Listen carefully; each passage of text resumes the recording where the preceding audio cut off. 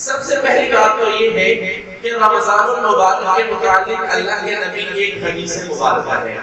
اللہ کے نبی صلی اللہ علیہ وسلم نے ارشاد فرمایا کہ کچھ لوگ ایسے ہیں کہ رمضان المبارک کے مہینے کے اندر ان کو سوائے بھوکا رہنے کے، پیاسا رہنے کے اور کچھ نہیں ملتا، یعنی ان کے روزوں کے بدلے میں جو اجر و ثواب ہے وہ محروم ہو جاتے ہیں۔ صرف اور صرف بھوک کو برداشت کرتے ہیں، پیاس کو برداشت کرتے ہیں، بھوک اور پیاس کے علاوہ ان کے مقدر میں کوئی چیز نہیں ہے۔ حالانکہ روزے کے متعلق اللہ تعالیٰ فرماتے ہیں الصوم لی وانا اجزی بہ، وفی روایت آخر الصوم لی وانا اجزا بہ۔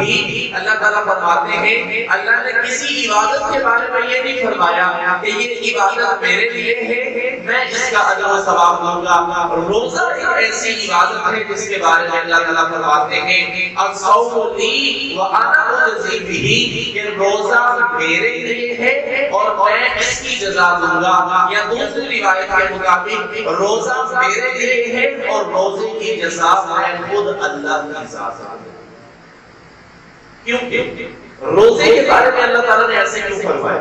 جب انسان نماز پڑھنے لگتا ہے تو ظاہر بات ہے نماز پڑھنے کے لیے وہ مسجد میں آتا ہے، وضو کرتا ہے، نماز پڑھتا ہے، کوئی نہ کوئی اس کو دیکھتا ہے۔ جب زکات دیتے ہیں تو زکات کسی نہ کسی دیکھ کو دیکھ کر پتہ چل جائے گا، حج کرتے ہیں تو لوگوں کو پتہ چل جائے گا۔ لیکن روزہ ایک ایسی عبادت ہے کہ جس کا کوئی پتہ نہیں چل سکتا کہ اس نے روزہ رکھا ہوا یا نہیں رکھا ہوا، الا یہ کہ اس کا اور اس کے اللہ کا معاملہ ہے کہ اس نے روزہ رکھا ہے یا نہیں رکھا۔ تو اس وجہ سے اللہ تعالیٰ فرماتے ہیں کہ اگر کوئی بندہ روزہ رکھتا ہے، نماز پڑھتا ہے، تو نماز کے اندر ریاکاری ہو سکتی ہے، دکھلاوا ہو سکتا ہے، زکات دیتے ہیں، اللہ کے راستے میں مال خرچ کرتے ہیں تو اس کے اندر ریاکاری بھی ہو سکتی ہے، دکھلاوا بھی ہو سکتا ہے، لوگوں کو دکھلانے کے لیے یہ کام کیا۔ لیکن جو بندہ روزہ رکھتا ہے خالص اللہ کی رضا کے لیے رکھتے ہیں، وہ کسی کو دکھلانے کے لیے نہیں رکھتا۔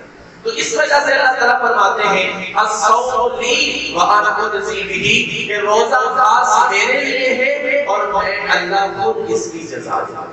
اب اللہ تعالیٰ نے روزے کے بارے میں یہ فرمایا ہوا ہے، لیکن کچھ لوگ ایسے ہیں کہ سوائے بھوک اور پیاس کے ان کے مقدر کے اندر اور کوئی چیز نہیں ہوتی۔ ایسا کیوں اللہ کے نبی نے فرمایا؟ وہ اس وجہ سے کہ روزہ تو رکھ دیا، لیکن روزے کے جو آداب ہیں، روزے کو جیسے گزارنا چاہیے، روزے کو آداب کے طریقے سے رکھنا چاہیے، ہم تو آداب سے واقف نہیں ہیں، روزے کو اس طریقے سے نہیں رکھتے جس طریقے سے روزے کا حق ہے۔ روزہ رکھنے کے بعد ہم غیبت سے باز نہیں آتے، روزہ رکھنے کے بعد ہم فحاشی اور دنیا کی دیکھنے سے باز نہیں آتے، روزہ رکھنے کے بعد نمازوں کا اہتمام ہم نہیں کرتے، روزہ رکھنے کے بعد گناہوں سے بچنے کی ہم کوشش نہیں کرتے، روزہ رکھنے کے بعد اللہ کی عبادت یا نفلی عبادت جو اللہ کے پاک پیغمبر نے ارشاد فرمائی ہے وہ ہم نہیں کرتے۔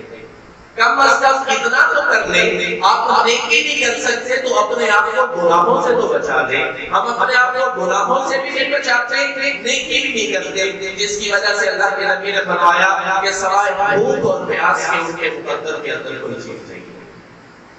تو اس وجہ سے ہمیں یہ چاہیے کہ ہم روزے کو اس طریقے سے گزاریں کہ ہمارا ایک ایک لمحہ اللہ کی بارگاہ میں مقبول ہو جائے، ہمارا ایک ایک عمل اللہ کی رضا کی خاطر ہو، ہمارا ایک ایک عمل ہمیں جہنم سے دور کرے، ہمارا ایک ایک عمل ہمیں جنت کے قریب کر دے، ہمارے ایک ایک عمل کی وجہ سے اللہ تعالیٰ کی خوشنودی کا ہمیں فرمانا ہے۔